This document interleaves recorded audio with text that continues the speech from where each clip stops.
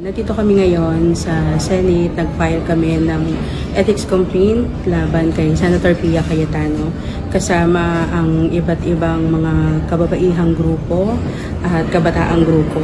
Naniniwala kami na dapat imbestigahan ang ginawang pag-post ni Senator Pia ng spliced video during an impeachment trial process.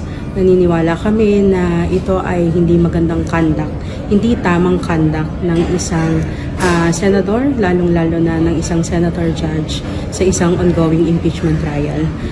Nananawagan kami sa Ethics Committee na simulan na ang investigasyon at kung kinakailangang patawan ng karampatang parusa ang senadora sa kanyang ginawang pag-post sa official Facebook page niya ng spliced video. Are you hoping to file complaints elsewhere po bukod sa Senate regarding this matter? Sa ngayon, ito munang sa Ethics Committee kami nag-file dahil naniniwala kami na ito ay dapat agarang bigyang pansin ng komite at ng Senado.